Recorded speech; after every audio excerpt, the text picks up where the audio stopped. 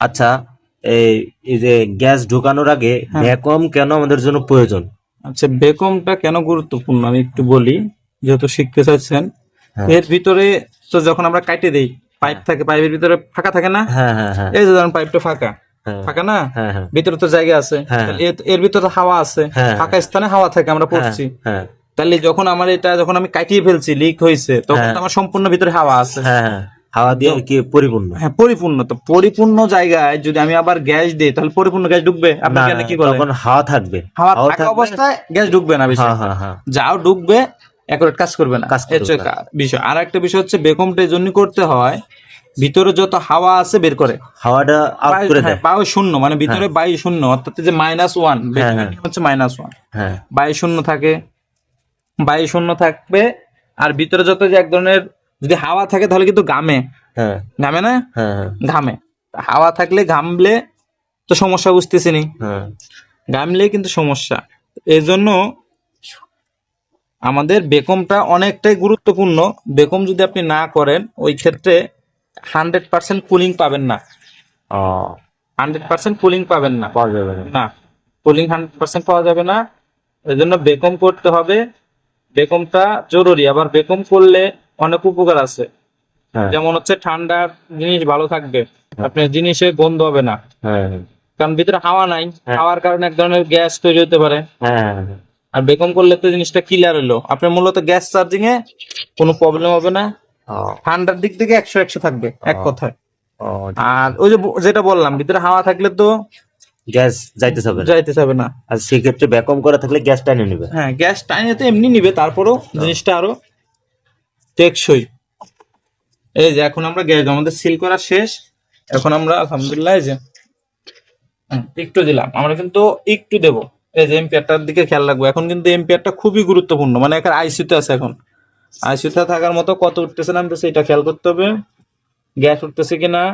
তারপর হচ্ছে আমাদের কম্প্রেসার হিটিংটা কিরকম আছে, পর হচ্ছে আমাদের পাইপ লাইন হিট হচ্ছে কিনা, বডি হিট হচ্ছে কিনা, এইগুলা খেয়াল রাখতে হবে। তবে একটু পরে বডিটা হিট হবে। হ্যাঁ, 5 মিনিট পরে বডিটা হিট হবে, যেহেতু গ্যাস মাত্র দিচ্ছি। 5 মিনিট পরে হিট হবে।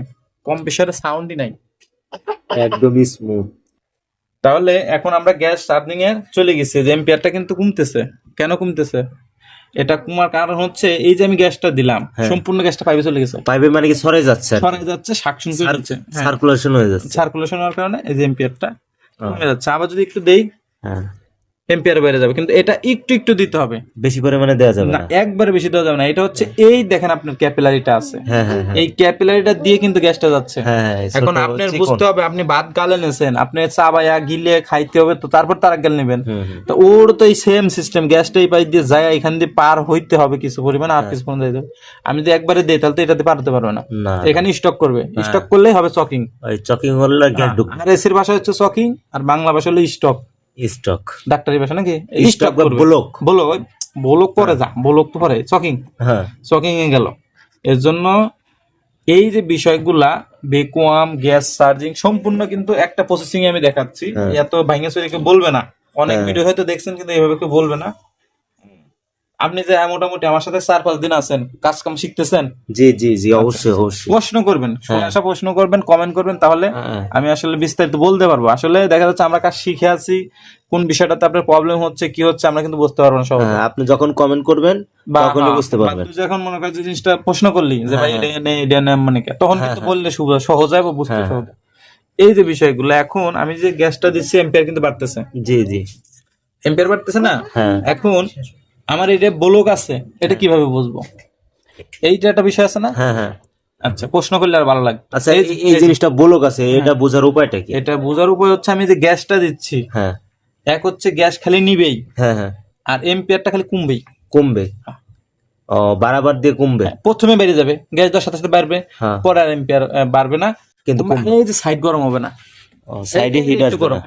একটু হিট আছে না, এই যে পাইপ কেবল না, এই জায়গা গরম হয়েছে। গরম আসার কারণ হচ্ছে যে বডি পুরা ঠান্ডা, শীতের দিন যেখানে অনেক ঠান্ডা, এটা গরম করতে ফিরে আধা ঘন্টা লাগে। তা আমাদের এম্পিয়ারটা এই যে বাড়বে, এম্পিয়ারটা গ্যাস দিলে আস্তে আস্তে বাড়তে থাকবে। তখন এই জায়গাতে যখন গ্যাসটা সার্কুলার হবে, তখন যা হচ্ছে এম্পিয়ারটা আস্তে আস্তে বাড়বে এবং গ্যাসও যাবে। আর এই জায়গা ব্লক হলে কিছুক্ষণ পরে খালি গ্যাস টানবে, গ্যাস কিন্তু বেরোবে না। হ্যাঁ হ্যাঁ আবার আরেকটা বিষয়, আপনি ডিপে যখন যাবেন, হ্যাঁ ডিপের ভিতরে দেখবেন যে হ্যাঁ। ওই যদি ব্লক থাকে তাহলে কোনো শব্দ বা কোনো ঠান্ডা আসবে না। হ্যাঁ হ্যাঁ আর যখনই আপনি এই ব্লক না থাকবে তখন ভিতরে একটা শব্দ হবে, কি হবে, এই যে বিষয়টা হ্যাঁ এরকম আর কি, যে ভিতরে যদি ব্লক থাকে তাহলে ভিতরে কোনো শব্দ হবে না, কোনো ঠান্ডা আসবে না। এটা জি, 2-4-5 মিনিট পরে বোঝা যাবে, জি জি সাথে সাথে বোঝা যাবে, কারণ এই জায়গায় এই পাইপটাতে 250-300 প্রেসার থাকবে, জি। 250-300 প্রেসার আপনি গ্যাস দিয়ে উঠাইতে হবে। হ্যাঁ হ্যাঁ ওই পর্যন্ত আপনাকে এই আস্তে আস্তে গ্যাসটা দিয়ে উঠাইতে হবে। যদিও শীতের দিন গ্যাস শেষ করা খুবই কঠিন, আজকে তো একেবারে কি শীত বুঝতেছেন, হ্যাঁ হ্যাঁ 26 প্রচুর তারিখ, শীত। 26/12/2025। হ্যাঁ হ্যাঁ না আজকে শীত বাংলাদেশে এমন কেউ ধরে না যে শীত কম। হ্যাঁ আজকে প্রচুর শীত। আচ্ছা, শীত। তা আপনার এই বিষয়গুলো খেয়াল রাখতে হবে। আবার কোথাও লিকেজ আছে কিনা, এই লিকেজটা চেক করার উপায় হচ্ছে, মোটামুটি আমার এখানে এখন প্রেসার উঠে গেছে না, আপনারা এই যে সাবান পানি নেবেন, জি সাবান পানি নেবেন। দেখা যাচ্ছে। আচ্ছা, এই যে সাবান পানির ভিতরে যে ফেনাটা ব্যবহার করে লিকটা আর কি টেস্ট করতে হবে। আপনার এই লিকগুলা টেস্ট করতে পারেন, কারণ এখানে হাই প্রেসার। হ্যাঁ এইখানে আপনার ক্যাপিলারি মাথায় সূক্ষ্ম লিক থাকতে পারে, এটা নিয়ে ঘাবড়ানোর কিছু নাই, সূক্ষ্ম লিক থাকতে পারে। তা আমি যদি লিকটা টেস্ট করি আমি নিশ্চিন্ত হলাম। এবং আমাদের কম প্রেসারের যে লাইনটা, এটা লোহার পাইপ, এটা অনেক সময় লিক থাকে, কারণ আপনি গ্যাস দেওয়ার সময় যদি লিকটা পান তাহলে আপনি সহজেই লিকটা সেরে পুনরায় গ্যাস দিতে পারবেন। এই জায়গায় একটু কাছে নেন, এটা কিন্তু আস্তে ধরে দেখতে হবে, হ্যাঁ, দ্রুত দেখা যাবে না, তাহলে বুঝতে পারবেন না। এটা হচ্ছে স্থিরভাবে দেখতে হবে। আর শাকসুর লাইনে কিন্তু ফেনা দিয়ে চেক করলে এখন পাবেন না, কেন জানেন?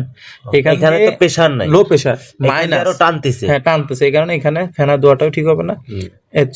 এই বিষয়গুলো খেয়াল রাখতে হবে অবশ্যই কাজের সময়। আর অবশ্যই সেফটি সহকারে কাজ করবেন, হ্যাঁ, এই বিষয়গুলা খুবই গুরুত্ব দিয়ে দেখতে হবে। আমরা এখন কিন্তু আমাদের আবার একটু এই যে আমি কিন্তু কতক্ষণ পর পর গ্যাস দিচ্ছি, ভিডিও তো লাইভ চলতেছে না, হ্যাঁ হ্যাঁ গ্যাসটা কিন্তু আমি প্রায় 2 মিনিট 3 মিনিট পর দিচ্ছি। হ্যাঁ হ্যাঁ এই জন্যই দিচ্ছি যে আমি যে বললাম একবারে দেওয়া যাবে না, একবার দিলে চকিং হতে পারে। চকিং হতে পারে। আমার গ্যাসটা খাচ্ছে, ও পুরা চাবাতেছে, এবং খাইতেছে, ও পুরো পরিপূর্ণ করতেছেন আস্তে আস্তে। পরে যায় আবার যাবে। একবার যে আমি আমার ছাইড়ে দেই, হ্যাঁ। তো গ্যাস খালি যাইতে থাকে, খানিকক্ষণ পরে আমি বলতে পারবো না কতটুকু গ্যাসে কি আসে। এরকম হতে পারে যে 2-1টা সমস্যা নাও হতে পারে, কিন্তু অনেকগুলো আবার চকিং হয়ে যেতে পারে। না, এটা হবেই, হবে না? হবেই, এটা হ্যাঁ। আপনাকে বলতে পারবো না। আমি যে আমার ছাইড়ে থুই দিছি, হ্যাঁ যতটুকু লাগে নিচে আমি পরে অফ করছি, এরকম যদি কেউ করে থাকে তার চকিং করছে। 100% চকিং না করলেও গ্যাস বেশি হয়ে গেছে, 5 দিন পরে যা দেখবো যে কম প্রেসার শেষ, এই লাইনের আইস জমে গেছে, বিভিন্ন ফ্যাসিলিটি। এর জন্য এটা নিয়ম কারণ আছে, একটা কাজ করতে গেলে তার মানে সবকিছু নিয়ম কানুন। আপনারা বুঝতে পারলেন কি, যে আসলে গ্যাস দেওয়াটা খুবই গুরুত্বপূর্ণ এবং নিয়মের মধ্যে থেকে ধীরে ধীরে দিতে হবে। যাই হোক, এই পর্যন্ত রাখলাম। এখন পরবর্তীতে এই কাজটা আমরা কিভাবে অ্যাকুরেট করব। এই যে এখানে একটা এম্পিয়ার আছে, এই এম্পিয়ারটা এখন আমি যদি আমার এই ফ্রিজের যে ক্যাটালগ এটার সাথে মিলালে হবে না, কারণ আমার অরিজিনাল কম্প্রেসার না এটা, হ্যাঁ হ্যাঁ এটা লাগানো। এইটার একটা ওয়ার্ড আছে এবং এইটার যে সিস্টেমের সাথে এম্পিয়ারটা মিলাই রাখতে হবে। হ্যাঁ হ্যাঁ এবং এই যে গ্যাস প্রেসারটা আপনার মিটার থেকে বোঝা কঠিন হয়ে যাবে, এই গ্যাস প্রেসারটাও মিলাইতে হবে। হ্যাঁ, এখানে -1 রাখতে হয়, কিন্তু আমাদের বর্তমান যে গ্যাস -1 রাখা যায় না, সমান সমানই রাখতে হয়। -1 রাখলে ঠান্ডা। আচ্ছা, তাহলে যেহেতু এটা এই কম্প্রেসারের সাথে এটা মিলাই এটা ইয়া করতে হবে, সেই ক্ষেত্রে এটা করার উপায় কি? এটা হচ্ছে, দেখুন আমাদের এম্পিয়ারটা নিচ্ছে প্রায় 4, হ্যাঁ। 0.4 না, হ্যাঁ 4 সামথিং, কারণ ভিতরে ডিবে মাল আছে, যে কারণে এম্পিয়ারটা সহজে উঠতেছে না, হ্যাঁ হ্যাঁ আস্তে আস্তে উঠতেছে, ভিতরে সব গ্যাস জমা হচ্ছে। হ্যাঁ। এই যে আস্তে আস্তে উঠতেছে, এই এম্পিয়ারটা হাইস্ট 5 এ রাখতে হবে, 5 থেকে 6। 5 থেকে 6। হ্যাঁ, যেহেতু আমাদের কম্প্রেসার অনুযায়ী এবং গ্যাসের সিস্টেম অনুযায়ী 5 থেকে 6 এর উপর যাবে না।